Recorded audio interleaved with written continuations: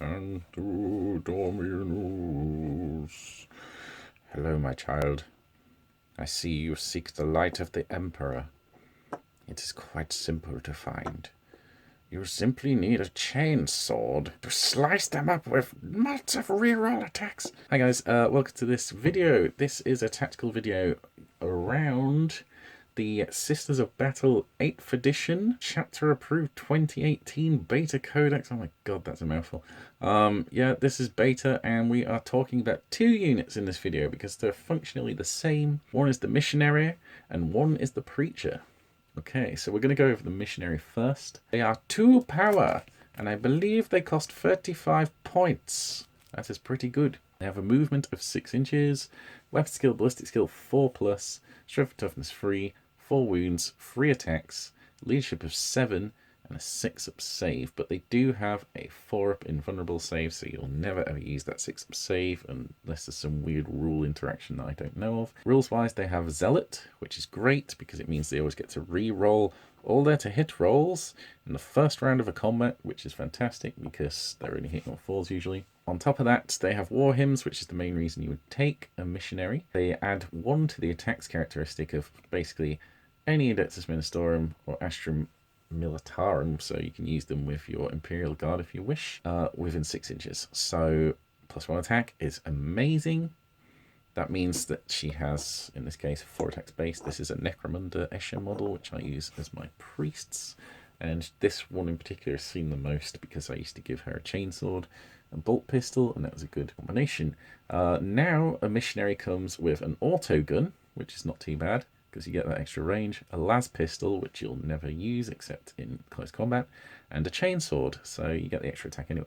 Frag and crack grenades, which is nice, so you're probably going to be using those most before you charge, but that's fine. With the chainsword there, it does mean that you're getting 5 attacks, so that's quite good. They don't have any order keyword, which is a shame.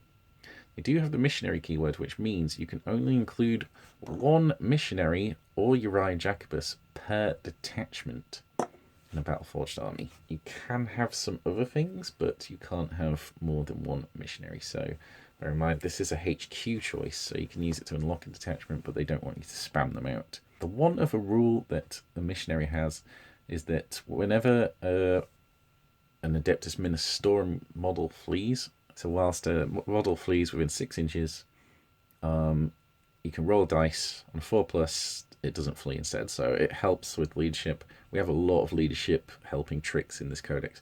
We are one of the bravest armies now. We've gone from one of the fastest armies to one of the bravest. That I don't mind. I think that's actually quite powerful because you don't have to waste points on this effectively. It's another safety net for keeping those things alive, and you can use those faith points to heal things that have died instead. So it basically keeps your big units up at full strength, and that's just a nice bonus to have. Missionary is a character, so you can keep her safe pretty damn well. Bear in mind you can't change any of her weapons anymore. The only thing you can do is give her the 1 relic, which is the Book of St. Lucius, which increases her aura ability. So that increases the leadership helping one, and it also increases the +1 attack. So, that's not bad. Okay, so yeah, Missionary, pretty damn straightforward. Tactics-wise, they're pretty much going to be the same, so I'm going to cover off the next one immediately. And that is the Preacher, also 2 power, but this time an Elite's choice. Same amount of wounds, same amount of attacks. I believe the leadership is the same. Basic stat line for a Preacher is identical. Still have a 4-up invuln, still have Zealot, still have War Hymns for the +1 attack. They do not have the leadership buff, but you might not want that anyway with all the other tricks you've got. What they do have is Icon of the Ecclesiarchy, so you can subtract 1 from the leadership characteristic of Chaos units whilst they are within 3 inches of an enemy models with this ability.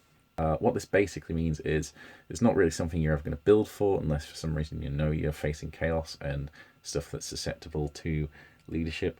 But otherwise, when you're in combat with them, which is where you want to be, that could mean the difference of a unit being wiped of Chaos, or it could mean the difference of a weapon, like a power weapon or something, going a special weapon, something like that.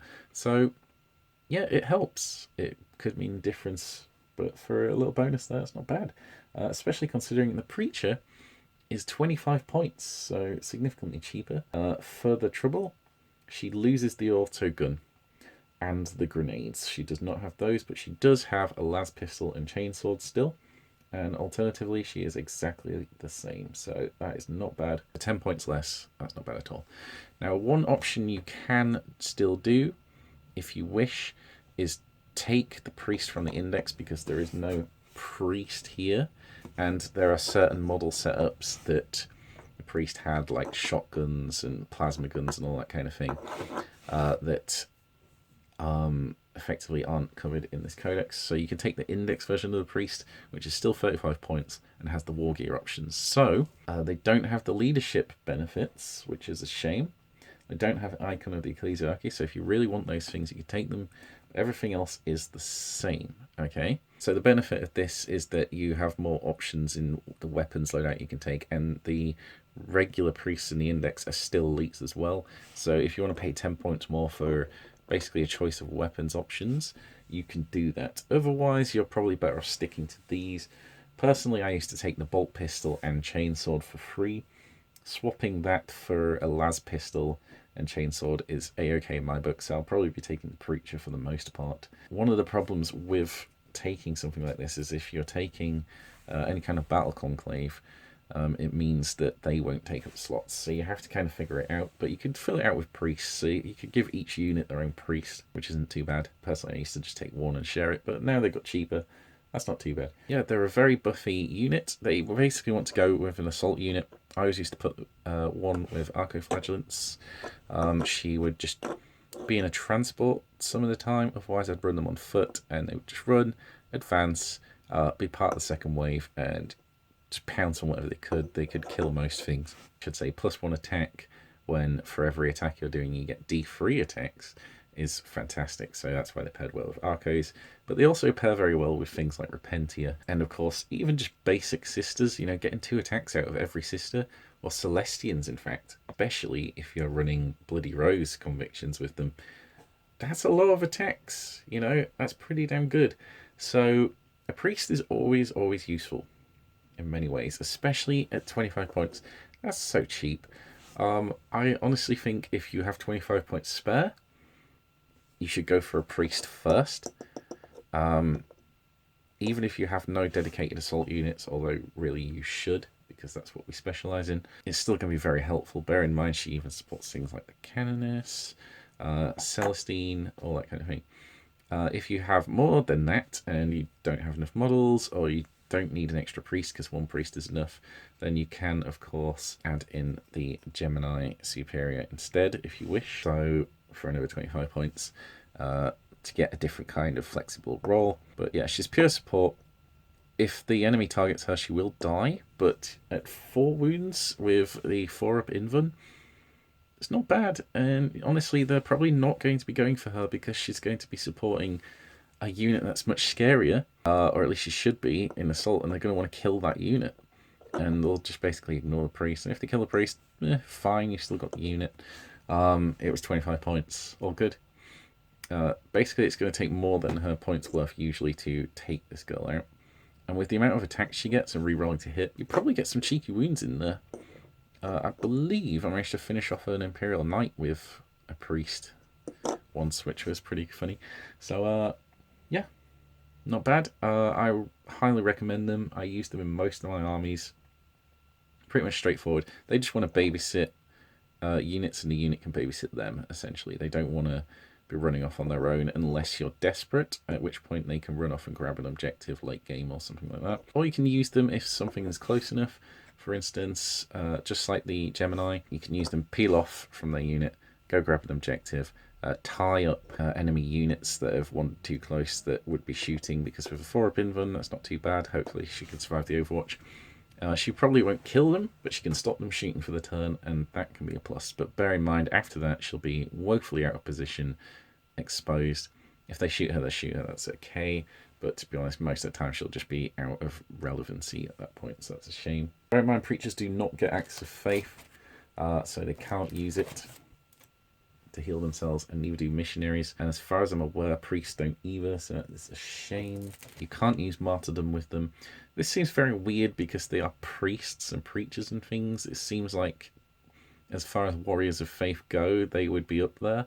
But apparently not. Apparently they're just pretending and stuff. Hence why mine looks less like a priest and more like a ganger warrior. Because she's just there to kill shit. She doesn't care about preaching the holy faith, apparently. But she is a good singer at war hymns. There we go. That's it for this video. If you liked it, don't forget to click the like button and comment and subscribe and share the video because it really helps me grow. Appreciate all the support. See you next time, guys. Thanks for watching.